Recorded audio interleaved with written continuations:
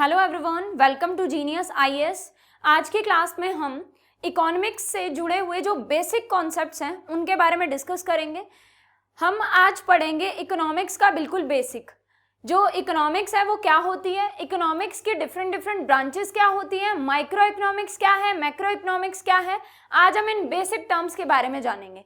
ठीक है, so start करते हैं। Micro economics and macro economics आज का टॉपिक रहेगा। तो इनके बारे में जानने से पहले आपको इकोनॉमिक्स के बारे में पता होना चाहिए, because both the two concepts are the branches of economics. ठीक है, ये दोनों कॉन्सेप्ट्स ही इकोनॉमिक्स की ब्रांचेस हैं, इसीलिए पहले आपको इकोनॉमिक्स के बारे में क्लैरिटी होनी चाहिए। आफ्टर दैट इसकी ब्रांचेस के बारे में आपको समझ में आ जाएगा। सो इकोनॉमिक्स क्या होता है बच्चों? Economics is the study of economy of the country. It is the study of economy of the country. एक कंट्री की अर्थव्यवस्था को जो हम स्टडी करते हैं जब, तो उसे हम बोलते हैं अर्थशास्त्र यानी कि इकोनॉमिक्स। ठीक है, अब इसके अंदर बहुत सारे कॉन्सेप्ट्स आते हैं, जैसे कि नेशनल इनकम है, जीडीपी है, कंजम्पशन है, प्रोडक्शन है, इन्वेस्टमेंट है, जनरल प्राइस लेवल है। So all these concepts comes under economics, क्योंकि ये सभी कॉन्सेप्ट्स हैं जिनके थ्रू हम देश की इकोनॉमी को स्टडी करते हैं। ठीक है, तो हम क्या कह सकते हैं, economics include all the concepts, ये सभी कॉन्सेप्ट्स इसके अंदर आते हैं, through which we study the economy of the country.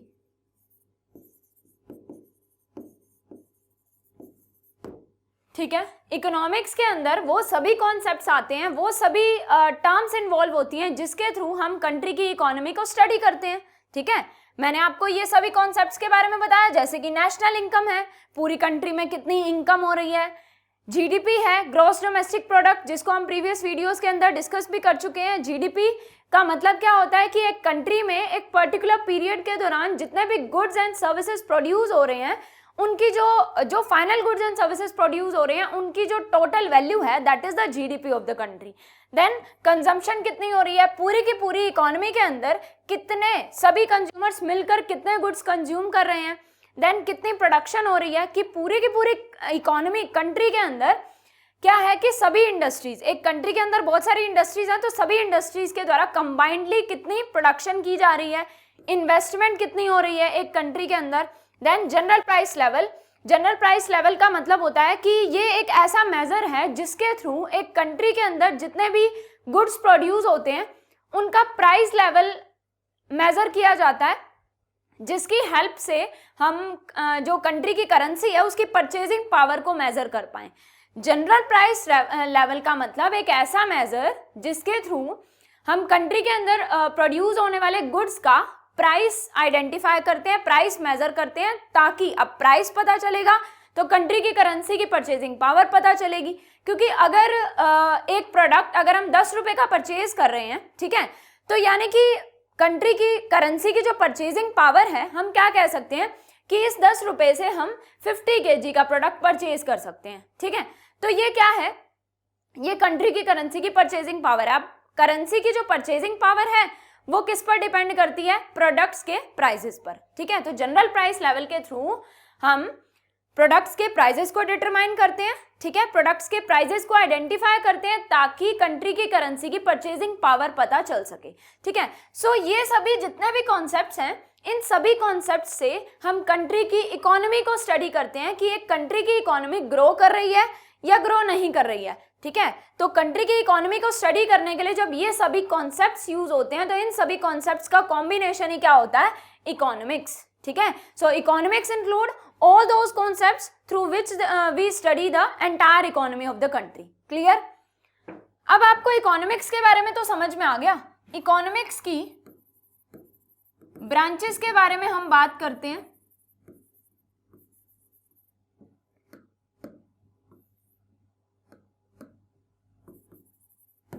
Basically, there are two branches of economics. First is microeconomics and second is macroeconomics, जो कि आज का हमारा इंपॉर्टेंट कॉन्सेप्ट है। Microeconomics, micro means small, macro means large. Micro means छोटा, small level, ठीक है, और मैक्रो मीन्स लार्ज लेवल, बड़ा। तो आप इन्हीं टर्म्स से ही, यानी कि इनके नेम से ही आप पता चल सकता है आपको कि माइक्रो इकोनॉमिक्स किस चीज से डील करता होगा। माइक्रो इकोनॉमिक्स जो है वो स्मॉल लेवल पर वर्क करता है, यानी कि स्मॉल लेवल पर इकोनॉमी को स्टडी करता है। इकोनॉमिक्स क्या होता है? इकोनॉमिक्स में वो सभी कॉन्सेप्ट्स आते हैं जिससे हम कंट्री की इकोनॉमी को स्टडी करते हैं, ठीक है। अब माइक्रो इकोनॉमिक्स में वो सभी कॉन्सेप्ट्स आते हैं जिसमें हम स्मॉल लेवल पर कंट्री की इकोनॉमी को स्टडी करते हैं, ठीक है। मैक्रो इकोनॉमिक्स में वो सभी कॉन्सेप्ट्स आते हैं जिससे लार्ज लेवल पर एंटायर इकोनॉमी को स्टडी किया जाता है। क्लियर? अब जो माइक्रो इकोनॉमिक्स है वो क्या करता है बच्चों? माइक्रो इकोनॉमिक्स एक पर्टिकुलर इंडिविजुअल की जो इकोनॉमिक्स से रिलेटेड जो कॉन्सेप्ट्स हैं उनको स्टडी करता है। एक पर्टिकुलर इंडिविजुअल, एक पर्टिकुलर फर्म या एक पर्टिकुलर इंडस्ट्री, इन सभी से जुड़े हुए जो इकोनॉमिक्स के कॉन्सेप्ट्स हैं उनको स्टडी किया जाता है माइक्रो इकोनॉमिक्स में।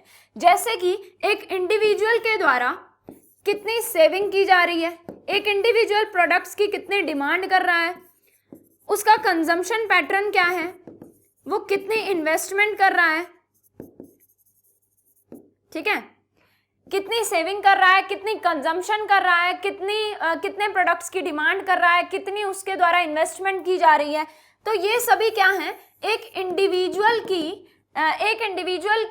से जुड़े हुए जो इकोनॉमिक्स के कॉन्सेप्ट्स हैं उनको स्टडी किया जाता है माइक्रो इकोनॉमिक्स के अंदर। माइक्रो इकोनॉमिक्स स्मॉल लेवल पर इकोनॉमिक्स पूरी की पूरी इकोनॉमी को स्टडी करता है ना, यानी कि एक सिंगल इंडिविजुअल के इकोनॉमिक्स के जो कॉन्सेप्ट्स हैं, एक सिंगल इंडिविजुअल से जुड़े हुए जो कॉन्सेप्ट्स हैं इकोनॉमिक्स के, उनको स्टडी किया जाता है माइक्रो इकोनॉमिक्स के अंदर। जैसे कि एक सिंगल इंडिविजुअल कितनी सेविंग कर रहा है, एक सिंगल इंडिविजुअल कितनी इनकम अर्न कर रहा है, कितनी डिमांड कर रहा है, कितनी उसके द्वारा कंजम्पशन की जा रही है। यानी कि सभी इंडिविजुअल को कंबाइंडली नहीं लिया जा रहा, सभी इंडिविजुअल के द्वारा, सभी कंज्यूमर्स के द्वारा जो कंजम्पशन की जा रही है, जो इन्वेस्टमेंट की जा रही है, जो डिमांड की जा रही है, उसको कंबाइंडली नहीं स्टडी किया जा रहा, हर इंडिविजुअल को अलग अलग स्टडी किया जा रहा है।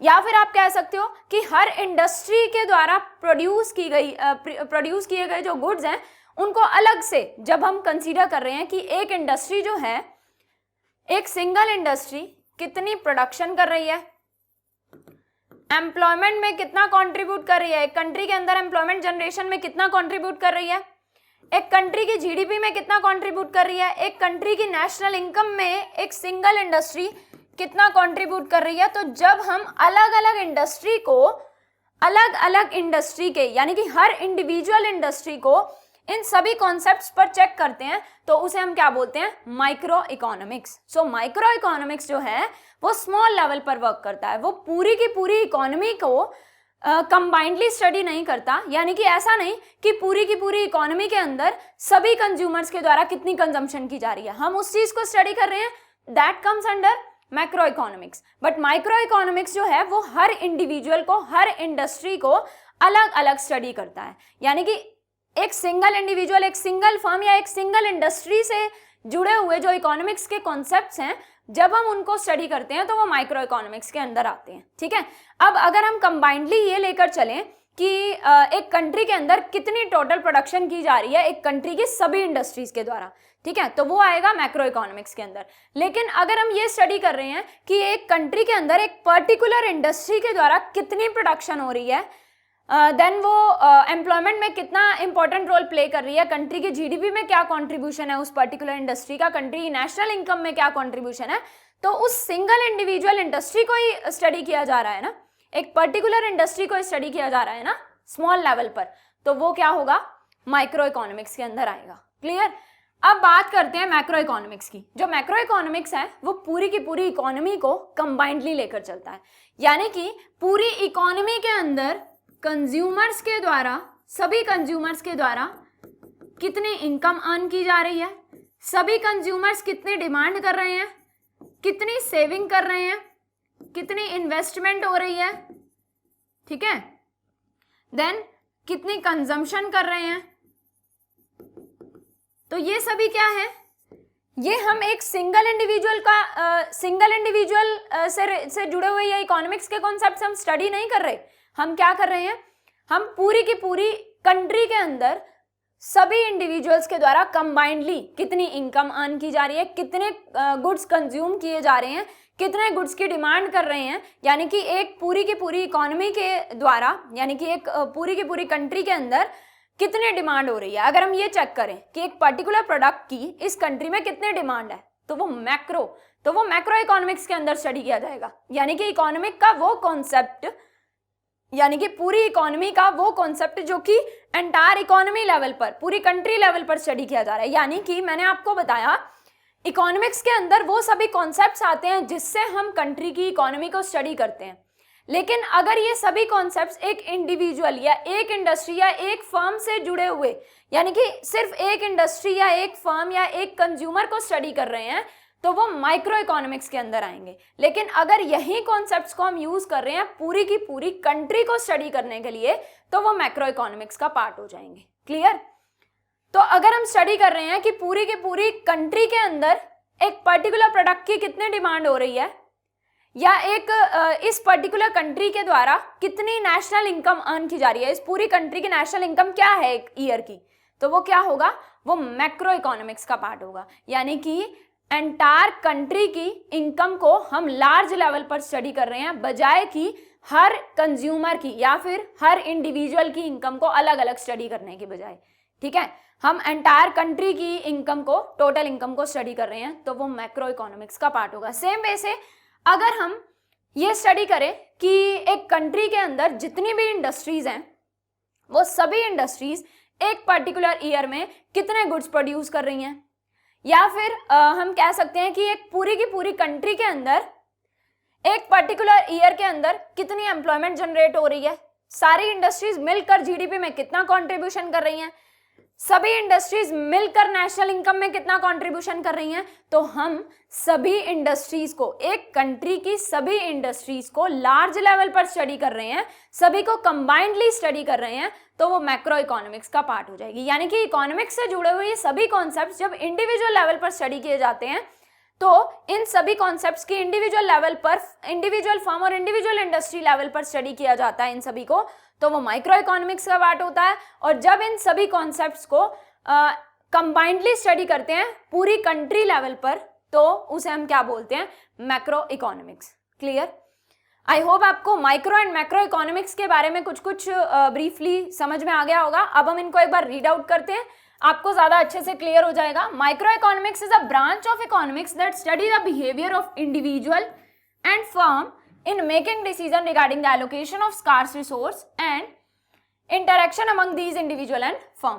इसमें क्या होता है कि एक single individual, single firm, single industry, यानी कि इंडिविजुअली जब हम किसी पर्टिकुलर कंज्यूमर की, फर्म की, इंडस्ट्री के का जो इकोनॉमिक से जुड़े हुए जो कॉन्सेप्ट्स हैं, जब हम एक सिंगल फर्म और एक सिंगल इंडस्ट्री लेवल पर स्टडी करते हैं, तो वो माइक्रो इकोनॉमिक्स का पार्ट हो जाते हैं। क्लियर।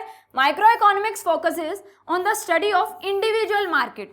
ठीक है, कि एक पर्टिकुलर इंडिविजुअल मार्केट के अंदर इस पर्टिकुलर प्रोडक्ट की कितनी डिमांड है, हम सिर्फ उस मार्केट को स्टडी कर रहे हैं।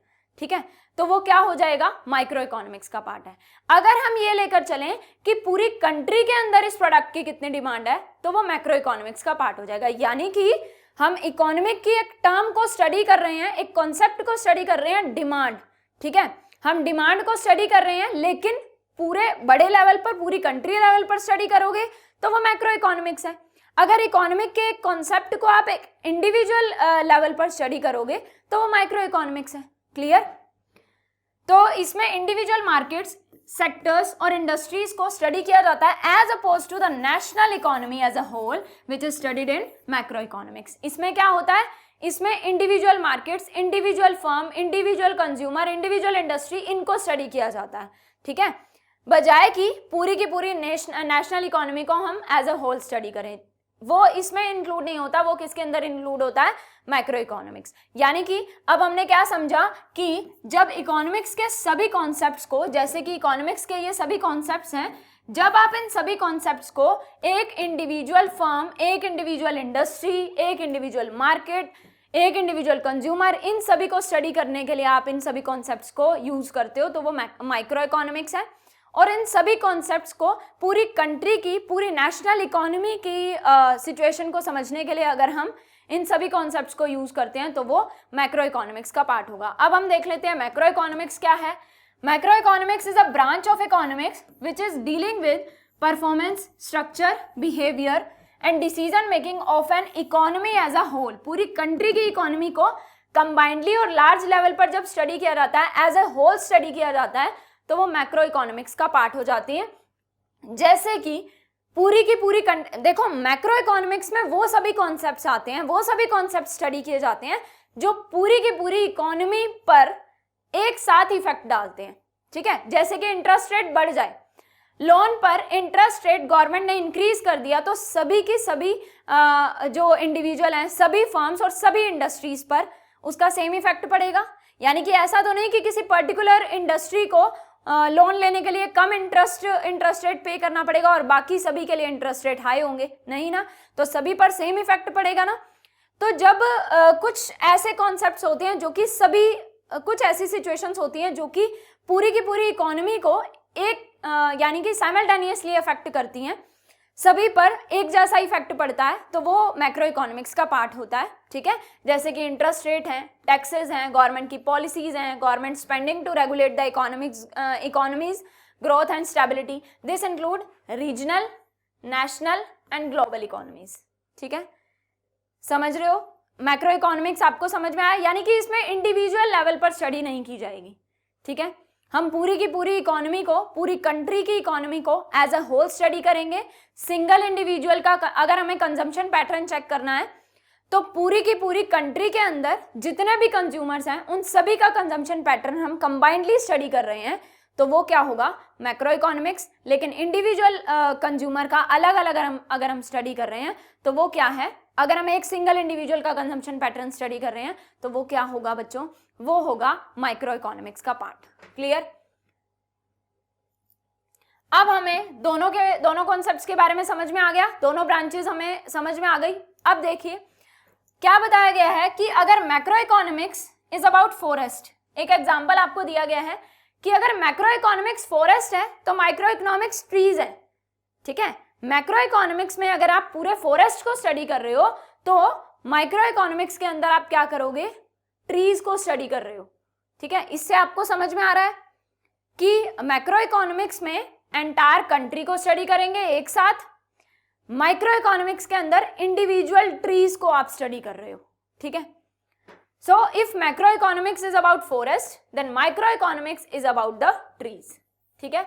सो हम ये कंक्लूड कर सकते हैं that macro economics is an umbrella term and micro economics is a narrow term, ठीक है।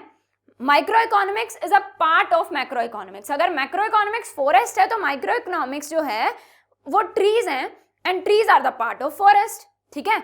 सो ये अगर मैक्रो इकोनॉमिक्स है तो ये micro economics and micro economics is a part of macro economics. Clear. While micro takes bottom up approach, ये important concept है बच्चों कि जो माइक्रो इकोनॉमिक्स है वो बॉटम अप अप्रोच लेकर चलता है, जिसके अंदर हम बॉटम अप अप्रोच का मतलब क्या है कि इसमें बॉटम से स्टार्ट किया जाता है, यानी कि एक इंडिविजुअल या एक सिंगल फर्म या एक सिंगल इंडस्ट्री, ठीक है, देन पूरे रीजन के इंडिविजुअल, पूरे रीजन के फर्म या पूरे रीजन की इंडस्ट्री, देन आता है इकोनॉमिक लेवल यानी कि एंटायर इकोनॉमी लेवल पर कि एंटायर इकोनॉमी के इंडिविजुअल, एंटायर इकोनॉमी की फर्म और एंटायर इकोनॉमी की इंडस्ट्री। ये क्या है बच्चों, देखिए जो बॉटम अप अप्रोच है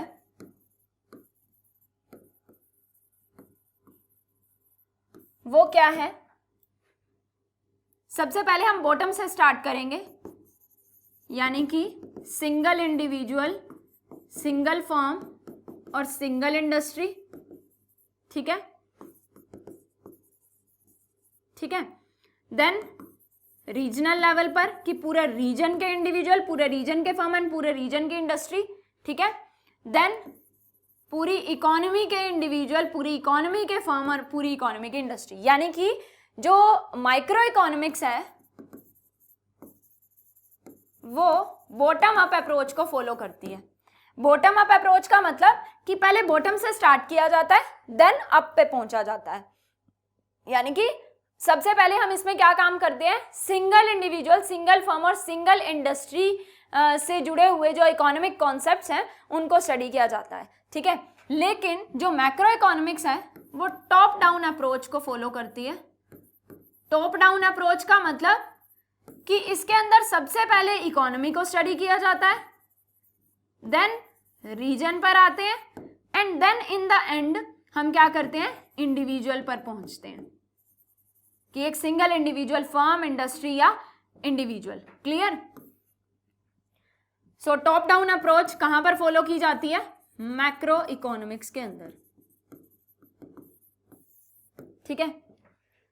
तो माइक्रो इकोनॉमिक्स जो है वो बॉटम अप अप्रोच को फॉलो करता है। इसमें बॉटम अप अप्रोच फॉलो की जाती है और मैक्रो इकोनॉमिक्स में टॉप डाउन अप्रोच को फॉलो किया जाता है। यानी कि इसमें पहले बॉटम से स्टार्ट करते हैं, सबसे पहले इंडिविजुअल लेवल पर स्टडी किया जाता है हर चीज को। इसमें क्या होता है, बॉटम अप अप्रोच को टॉप डाउन अप्रोच को फॉलो किया जाता है। इसमें पहले टॉप से स्टार्ट होता है, यानी कि पहले पूरी इकोनॉमी और पूरी कंट्री की पूरी कंट्री के अंदर जो इकोनॉमिक के कॉन्सेप्ट्स हैं, जैसे कि नेशनल इनकम है, जीडीपी है, ठीक है, पूरी की पूरी कंट्री की, एक सिंगल इंडिविजुअल या सिंगल फर्म की नहीं, पूरी की पूरी कंट्री की, पूरी इकोनॉमी के अंदर कितनी प्रोडक्शन हो रही है, कितनी कंजम्पशन है, कितनी डिमांड है, कितनी इन्वेस्टमेंट है, कितनी एम्प्लॉयमेंट जनरेट हो रही है, कितनी जीडीपी है, ठीक है, इंटरेस्ट रेट क्या है, पूरी की पूरी इकोनॉमी के अंदर जो गवर्नमेंट की पॉलिसीज हैं वो क्या हैं, पूरी कंट्री के अंदर गवर्नमेंट कितना स्पेंड कर रही है इकोनॉमी को रेगुलेट करने के लिए। तो ये सभी टर्म्स जब हम लार्ज लेवल पर, पूरी इकोनॉमी लेवल पर स्टडी करते हैं तो वो मैक्रो इकोनॉमिक्स का पार्ट होता है। इसीलिए बोला जाता है कि micro economics bottom up approach को फॉलो किया जाता है, इसमें पहले बॉटम से स्टार्ट किया जाता है, and macro economics top down approach को फॉलो करता है, इसमें पहले इकोनॉमी को स्टडी किया जाता है। Clear? While micro take bottom up approach to analyze economy, macro takes top down approach to analyze economy. While micro tries to understand the choices which the consumers make and the income they earn, but macro tries to understand the dynamics of inflation and growth. ठीक है, यानी कि पूरी country से जुड़े हुए जो economic की जो टर्म है, जैसे कि इन्फ्लेशन है, जनरल प्राइस लेवल है, उन सभी को मैक्रो इकोनॉमिक्स के अंदर स्टडी किया जाता है। इन्फ्लेशन क्या होता है बच्चों? इन्फ्लेशन का मतलब जब चीज़ों के प्राइसेस इंक्रीज हो जाते हैं और कंट्री की करेंसी की परचेजिंग पावर कम हो जाती है तो उसे इन्फ्लेशन बोला जाता है। ठीक है, या फिर हम कह सकते हैं कि जब जनरल प्राइस लेवल इंक्रीज हो जाता है। ठीक है, जनरल प्राइस लेवल का मतलब क्या है? ये एक मेजर है जिसके थ्रू एक कंट्री की के अंदर प्रोड्यूस होने वाले गुड्स के प्राइसेस को मेजर किया जाता है, जिससे करेंसी की परचेजिंग पावर डिटरमाइन की जाती है। ठीक है, तो जब पूरी की पूरी इकोनॉमी, यानी कि पूरी की पूरी कंट्री की इकोनॉमी को रिप्रेजेंट करने के लिए, पूरी इकोनॉमी को एज ए होल रिप्रेजेंट करने के लिए जो टर्म्स यूज होती हैं इकोनॉमिक्स की, वो मैक्रो इकोनॉमिक्स का पार्ट होती हैं, वो माइक्रो इकोनॉमिक्स का पार्ट नहीं होती, क्योंकि इन सभी टर्म्स के थ्रू हम इंडिविजुअल लेवल पर स्टडी नहीं कर सकते पूरी इकोनॉमी की। क्लियर? सो अगर माइक्रो इकोनॉमिक्स क्या है? इंडिविजुअल कंज्यूमर की चॉइसेस क्या है, इंडिविजुअल कंज्यूमर के द्वारा कितनी इनकम अर्न की जा रही है, ठीक है, एक इंडिविजुअल फर्म कितना काम कर रही है, एक इंडिविजुअल इंडस्ट्री कितना प्रोडक्शन कर रही है, उसे हम स्टडी करते हैं माइक्रो इकोनॉमिक्स में। लेकिन पूरी की पूरी कंट्री के अंदर जितनी इंडस्ट्रीज हैं, पूरी कंट्री के अंदर जितने कंज्यूमर्स हैं, उनको एज ए होल जब स्टडी किया जाता है और पूरी इकोनॉमी को रिप्रेजेंट करने वाली इकोनॉमिक्स की जो टर्म्स हैं उनको लार्ज लेवल पर, एंटायर इकोनॉमी लेवल पर स्टडी करते हैं, तो उसे हम मैक्रो इकोनॉमिक्स बोलते हैं। क्लियर?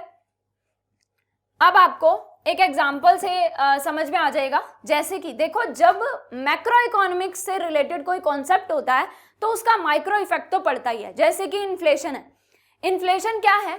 इन्फ्लेशन एक मैक्रो इकोनॉमिक्स का कॉन्सेप्ट है, क्योंकि इन्फ्लेशन का मतलब कि जब एक कंट्री के अंदर सभी चीजों के प्राइसेस बढ़ जाते हैं, ठीक है, जब सप्लाई कम होती है, चीजों की डिमांड ज्यादा होती है, तो चीजों के प्राइसेस बढ़ जाते हैं, जिसे बोला जाता है इन्फ्लेशन, ठीक है। और we can say a rise in the general price level, जिसकी वजह से कंट्री की करेंसी की परचेजिंग पावर कम हो जाती है। देखिए, जब चीजों के प्राइसेस बढ़ जाते हैं तो करेंसी की परचेजिंग पावर कम हो जाती है। प्राइसेस बढ़ने से परचेजिंग पावर कम क्यों होती है?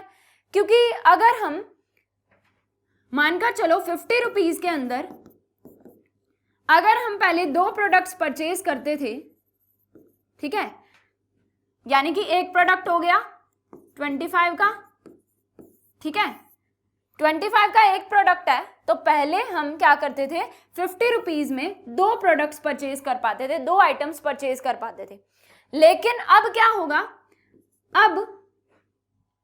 अब हमें 2 प्रोडक्ट्स परचेज करने के लिए अगर मानकर चलो कि एक आइटम ही 50 की हो गई, ठीक है, एक आइटम का जो प्राइस है वो 25 से बढ़कर 50 हो जाता है, ठीक है, यहां पर 50 रुपीज में 2 आइटम है, अब सिंगल आइटम का प्राइस बढ़कर 50 हो जाता है, ठीक है, पहले एक आइटम का प्राइस है 25, ठीक है, 50 में 2 आइटम्स आती थी, लेकिन अब एक आइटम का जो प्राइस है वो 25 से बढ़कर 50 हो जाता है, तो अब 50 में हम एक आइटम परचेज कर पाएंगे, ठीक है। तो यानी कि हमारी जहां हम 50 रुपीज पे करके 2 आइटम्स परचेज कर पाते थे, अब 50 रुपीज पे करके हम एक आइटम परचेज कर पा रहे हैं, यानी कि हमारे 50 रुपीज की जो पावर है, परचेजिंग पावर है, वो कम हो गई है। 50 रुपीज से जहां ज्यादा प्रोडक्ट्स परचेज किए जा सकते थे, अब कम परचेज किए जा रहे हैं, तो यानी कि करेंसी की परचेजिंग पावर डाउन हो गई है। क्लियर? तो जब चीजों के प्राइसेस बढ़ जाते हैं, यानी कि जब इन्फ्लेशन हो जाती है, तो करेंसी की परचेजिंग पावर भी कम हो जाती है। अब अगर इन्फ्लेशन हो जाती है कंट्री के अंदर, यानी कि पूरी की पूरी कंट्री के अंदर प्रोडक्ट्स के प्राइसेस बढ़ जाते हैं, तो इसका ये क्या है, मैक्रो इफेक्ट है ना। मैक्रो इफेक्ट का मतलब कि पूरी इकोनॉमी पर जब किसी कॉन्सेप्ट का इक्वली साइमल्टेनियसली इफेक्ट पड़ता है, ऐसा नहीं कि किसी पर्टिकुलर एरिया में इफेक्ट पड़ेगा, दूसरे एरिया में इफेक्ट नहीं पड़ेगा, ऐसा नहीं है कि जब किसी एक पर्टिकुलर सिचुएशन का पूरी कंट्री पर साइमल्टेनियस इफेक्ट होता है तो उसे मैक्रो इफेक्ट बोलते हैं, ठीक है। अब मैक्रो इफेक्ट से ऐसा नहीं कि माइक्रो इफेक्ट नहीं पड़ेगा, यानी कि जब मैक्रो इफेक्ट होता है तो उसका individual consumers, individual industry, individual firms पर तो इफेक्ट पड़ेगा ही। जैसे अगर इन्फ्लेशन हो जाती है कंट्री के अंदर, इन्फ्लेशन की सिचुएशन आ जाती है जो कि एक मैक्रो इफेक्ट है, तो उससे क्या होगा, चीजों के प्राइसेस बढ़ जाएंगे, रॉ मटेरियल के प्राइसेस बढ़ जाएंगे, चीजों की प्रोडक्शन जो है वो महंगी हो जाएगी, ठीक है। और आप ये लेकर चल सकते हो कि हर चीज के प्राइस जब बढ़ रहे हैं तो अल्टीमेटली कंज्यूमर्स को हर चीज के लिए ज्यादा प्राइस पे करना पड़ेगा, ठीक है। जहां एक पर्टिकुलर आइटम के लिए 25 पे करने पड़ रहे थे, वहां 50 पे करने पड़ेंगे। हर इंडिविजुअल को एक पर्टिकुलर प्रोडक्ट को परचेज करने के लिए ज्यादा प्राइस पे करना पड़ेगा, यानी कि इंडिविजुअल कंज्यूमर पर इस मैक्रो इफेक्ट का जो प्रभाव है वो पड़ेगा। यानी कि जो इन्फ्लेशन है, जो पूरी इकोनॉमी लेवल का कॉन्सेप्ट है, पूरी की पूरी कंट्री के अंदर जो सिचुएशन अराइज हुई है, जिसका मैक्रो इफेक्ट पड़ रहा है, पूरी कंट्री लेवल पर जिसका इफेक्ट पड़ रहा है, तो उसका माइक्रो इफेक्ट तो पड़ेगा। उससे इंडिविजुअल कंज्यूमर को ही चीजों के प्राइस ज्यादा पे करने पड़ेंगे, तो अल्टीमेटली उसका इंडिविजुअल कंज्यूमर पर भी इफेक्ट पड़ेगा। और इंडिविजुअल कंज्यूमर से रिलेटेड जो हम स्टडी करते हैं वो माइक्रो इकोनॉमिक्स होता है। तो यानी कि एक इंडिविजुअल कंज्यूमर पर इफेक्ट पड़ रहा है तो उसका माइक्रो इफेक्ट भी तो पड़ेगा। तो मैक्रो इकोनॉमिक्स के अंदर माइक्रो इकोनॉमिक्स है ना, तो अगर किसी पर्टिकुलर सिचुएशन का मैक्रो इफेक्ट है तो उसका माइक्रो इफेक्ट भी होगा, because micro economics is a part of macro economics. Clear? चलिए, अब हमें माइक्रो इकोनॉमिक्स और मैक्रो इकोनॉमिक्स के बारे में समझ में आ गया, हमें क्लैरिटी हो गई। अब हम इनका डिफरेंस देख लेते हैं। देखिए, micro economic study the behaviour of an individual unit of an economy. एक इकोनॉमी की एक इंडिविजुअल यूनिट को जब हम स्टडी करते हैं तो वो माइक्रो इकोनॉमिक्स है। यानी कि एक इंडिविजुअल इंडस्ट्री के द्वारा कितनी प्रोडक्शन की जा रही है, वो एम्प्लॉयमेंट कितनी जनरेट कर रही है, जीडीपी में कितना कंट्रीब्यूशन कर रही है, नेशनल इनकम में कितना कंट्रीब्यूशन कर रही है, कितने रॉ मटेरियल का यूज करके आगे प्रोडक्शन कर रही है और एक साल में कितनी यूनिट्स प्रोड्यूस कर रही है। तो एक सिंगल इंडिविजुअल इंडस्ट्री को जब हम स्टडी करते हैं which is a single unit of entire economy, तो जब ऐसा किया जाता है कि पूरी की पूरी इकोनॉमी की एक सिंगल यूनिट को स्टडी करते हैं तो स्मॉल लेवल पर, तो उसे हम बोलते हैं माइक्रो इकोनॉमिक्स। माइक्रो इकोनॉमिक्स में एक सिंगल यूनिट, एक सिंगल इंडिविजुअल यूनिट को, पूरी इकोनॉमी की एक सिंगल इंडिविजुअल यूनिट को ही स्टडी किया जाता है। उसी से रिलेटेड इकोनॉमिक्स कॉन्सेप्ट्स जो हैं, इकोनॉमी के कॉन्सेप्ट हैं, वो एक सिंगल इंडिविजुअल यूनिट्स पर स्टडी किए जाते हैं। लेकिन मैक्रो इकोनॉमिक्स क्या होता है, ये aggregate, macro economics study the behaviour of aggregate of the economy as a whole. पूरी की पूरी इकोनॉमी को as a whole combinedly study करता है, यानी कि पूरी की पूरी इकोनॉमी के अंदर जितनी इंडस्ट्रीज हैं, सभी इंडस्ट्रीज के द्वारा कितनी प्रोडक्शन हो रही है, यानी कि एक कंट्री के अंदर टोटल प्रोडक्शन कितनी है, एक कंट्री के अंदर सभी इंडस्ट्रीज कंबाइंडली कितनी एम्प्लॉयमेंट जनरेट कर रही हैं एक साल में, कंबाइंडली जीडीपी में कितना कंट्रीब्यूशन हो रहा है सभी इंडस्ट्रीज का, कंबाइंडली एक कंट्री के सभी इंडस्ट्रीज जो हैं वो इन्वेस्टमेंट में कितना कंट्रीब्यूशन कर रही हैं, ठीक है, प्रोडक्शन कितनी इंक्रीज कर रही हैं। तो जब हम एक सिंगल इंडिविजुअल यूनिट को स्टडी करने की बजाय एंटायरली यानी कि पूरी की पूरी इकोनॉमी लेवल पर, एक इकोनॉमी के अंदर, एक कंट्री के अंदर जितनी भी इंडस्ट्रीज हैं उन सभी इंडस्ट्रीज को स्टडी करते हैं एक साथ, उन सभी इंडस्ट्रीज से जुड़े हुए जो इकोनॉमी के जो कॉन्सेप्ट्स हैं, इंपॉर्टेंट कॉन्सेप्ट्स, उन सभी को जब हम सभी इंडस्ट्रीज के लेवल पर स्टडी करते हैं as a whole, as a combined effect, तो उसे हम बोलते हैं मैक्रो इकोनॉमिक्स, ठीक है। तो मैक्रो इकोनॉमिक्स जो है वो एग्रीगेट यूनिट्स को स्टडी करता है, लेकिन जो माइक्रो इकोनॉमिक्स है वो इंडिविजुअल यूनिट्स को स्टडी करता है। पूरी इकोनॉमी की जब इंडिविजुअल यूनिट्स को स्टडी करते हैं तो माइक्रो इकोनॉमिक्स, पूरी इकोनॉमी की जब एग्रीगेट यूनिट्स को स्टडी किया जाता है, यानी कि सभी यूनिट्स को कंबाइंडली स्टडी करते हैं, तो उसे हम बोलते हैं मैक्रो इकोनॉमिक्स। अब देखिए नेक्स्ट इनका डिफरेंस क्या है। सबसे पहले जो माइक्रो इकोनॉमिक्स है वो इंडिविजुअल इनकम को स्टडी करेगा। एक इंडिविजुअल यूनिट को स्टडी कर रहे हो ना, तो एक सिंगल इंडिविजुअल की कितनी इनकम है उसको अगर हम स्टडी कर रहे हैं तो वो माइक्रो इकोनॉमिक है। लेकिन पूरी की पूरी कंट्री के द्वारा एक साल में कितनी इनकम अर्न की जा रही है, एक कंट्री के अंदर जितने भी इंडिविजुअल्स हैं उन सभी के द्वारा एक साल में कितनी इनकम अर्न की जा रही है, तो वो नेशनल इनकम है, ठीक है। तो वो मैक्रो लेवल पर हम स्टडी कर रहे हैं, एक कंट्री के सभी इंडिविजुअल को कंबाइंडली, सभी इंडिविजुअल की इनकम को कंबाइंडली स्टडी कर रहे हैं, तो वो मैक्रो इकोनॉमिक्स का पार्ट है, ठीक है। ये एक पर्टिकुलर इंडिविजुअल को, यानी कि पूरी इकोनॉमी के एक सिंगल इंडिविजुअल यूनिट को स्टडी कर रहे हैं, जिसके अंदर एक सिंगल इंडिविजुअल की इनकम को स्टडी कर रहे हैं, लेकिन इसमें सभी कंज्यूमर्स की, सभी इंडिविजुअल की कंबाइंड इनकम को स्टडी किया जा रहा है, तो हम बड़े लेवल पर स्टडी कर रहे हैं, तो वो मैक्रो इकोनॉमिक्स है। देन जो माइक्रो इकोनॉमिक्स है वो सिंगल इंडिविजुअल की डिमांड और सिंगल इंडस्ट्री के द्वारा कितनी सप्लाई की जा रही है उसको स्टडी करते हैं, लेकिन इसमें total employment in the economy, पूरी की पूरी इकोनॉमी लेवल पर स्टडी करते हैं। Deals with house hold and firms decision, यानी कि जो सिंगल हाउस होल्ड है, सिंगल फर्म है, उनके द्वारा जो डिसीजन लिए जाते हैं, उनके द्वारा जो सेविंग की जाती है, डिमांड की जाती है, जो इन्वेस्टमेंट की जा रही है, वो हम इंडिविजुअल लेवल पर स्टडी कर रहे हैं कि हर इंडिविजुअल के द्वारा, यानी कि हम स्टडी कर रहे हैं कि एक पर्टिकुलर इंडिविजुअल जो है वो इतनी सेविंग करता है, इतनी डिमांड करता है, इतनी कंजम्पशन करता है, इतनी इन्वेस्टमेंट करता है और इतनी इसके द्वारा इनकम अर्न की जा रही है, तो वो हम एक सिंगल इंडिविजुअल को स्टडी कर रहे हैं which is a individual unit of entire economy, तो वो किसके अंडर आएगा, माइक्रो इकोनॉमिक्स के अंदर। लेकिन अगर हम स्टडी कर रहे हैं कि एंटायर इकोनॉमी के अंदर सभी कंज्यूमर्स के द्वारा इतनी इस प्रोडक्ट की डिमांड हो रही है, यानी कि एंटायर कंट्री के अंदर इस प्रोडक्ट की इतनी डिमांड है, तो वो हम क्या कर रहे हैं, वो सभी इंडिविजुअल कंज्यूमर्स की डिमांड को कंबाइंडली स्टडी करके हमने बताया, तो वो मैक्रो इकोनॉमिक्स है। Clear. Deals with aggregate decisions. Then micro economics study individual prices, then ये स्टडी करता है ओवरऑल प्राइस लेवल, ठीक है। देन माइक्रो इकोनॉमिक्स जो है वो demand and supply of goods को स्टडी करता है, ये एग्रीगेट डिमांड एंड सप्लाई, यानी कि एक इंडिविजुअल के द्वारा कितनी डिमांड की जा रही है, देन एक इंडस्ट्री के द्वारा उन गुड्स की कितनी सप्लाई की जा रही है, इस चीज़ को स्टडी करते हैं, इंडिविजुअल यूनिट्स को स्टडी करते हैं। लेकिन मैक्रो इकोनॉमिक्स में स्टडी करते हैं कि एग्रीगेट डिमांड कितनी है, एक कंट्री के अंदर एक पर्टिकुलर ईयर में सभी कंज्यूमर्स की जो डिमांड है उसको कंबाइन कर दिया जाए तो इस प्रोडक्ट की इतनी डिमांड है, वो चीज़ हम स्टडी कर रहे हैं, कंबाइंडली एग्रीगेट डिमांड को स्टडी कर रहे हैं, तो वो मैक्रो इकोनॉमिक्स है। साथ ही अगर सभी इंडस्ट्रीज के द्वारा इन गुड्स की कितनी प्रोडक्शन की जा रही है एंड इन गुड्स की कितनी सप्लाई हो रही है, तो उसको एग्रीगेट लेवल पर, कंबाइंड लेवल पर स्टडी कर रहे हैं, तो वो मैक्रो इकोनॉमिक्स है। क्लियर? सो आई होप आपको माइक्रो एंड मैक्रो इकोनॉमिक्स के बारे में समझ में आ गया होगा। इन दोनों का जो डिफरेंस है, आई होप वो सभी आपको क्लियर हो गए होंगे, सभी इंपॉर्टेंट पॉइंट्स। ठीक है, so this was all about branches of economics, that is micro economics and macro economics. Thank you so much.